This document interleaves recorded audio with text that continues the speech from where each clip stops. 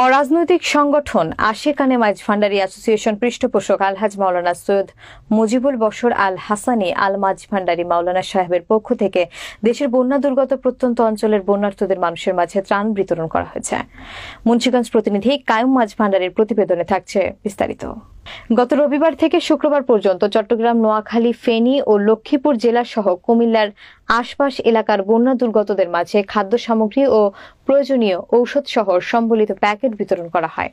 বৈষম্য বিরোধী ছাত্র আন্দোলনের সমন্বয়কদের মাধ্যমে ত্রাণ বিতরণের সময় উপস্থিত ছিলেন আশিকানে মাইজ ভান্ডারী অ্যাসোসিয়েশনের ঢাকা, কুমিল্লা ও বুড়িচং উপজেলার কর্মকর্তা এবং সদস্যরা। পরে বন্যা কবলিত ক্ষতিগ্রস্ত সকলের সার্বিক মঙ্গল কামনা করে মহান আল্লাহর দরবারে বিশেষ দোয়া ও মোনাজাত পরিচালনা করেন আশিকানে মাইজ ভান্ডারী অ্যাসোসিয়েশনের পৃষ্ঠপোষক আলহাজ মাওলানা সৈয়দ মুজিবুল বশর আল হাসানী আল মাইজ ভান্ডারী। অরাজনৈতিক সংগঠন আশিকানে মাইজ ভান্ডারী অ্যাসোসিয়েশন পৃষ্ঠপোষক আলহাজ মাওলানা সৈয়দ মুজিবুল বশর আল হাসানী আল মাইজ ভান্ডারী মাওলানা সাহেবের পক্ষ থেকে দেশের বন্যা দুর্গত প্রত্যন্ত অঞ্চলের বন্যার্তদের মানুষের মাঝে ত্রাণ বিতরণ করা হয়েছে।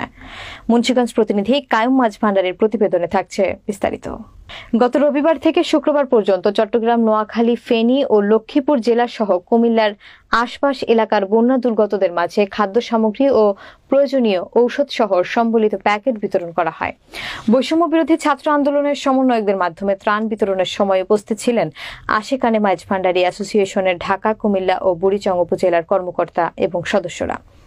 পরে বন্যা কবলিত ক্ষতিগ্রস্ত সকলের সার্বিক মঙ্গল কামনা করে মহান আল্লাহর দরবারে বিশেষ দোয়া ও মোনাজাত পরিচালনা করেন আশিকানে মাইজ ভান্ডারী অ্যাসোসিয়েশনের পৃষ্ঠপোষক আলহাজ মাওলানা সৈয়দ মুজিবুল বশর আল হাসানী আল মাইজ ভান্ডারী।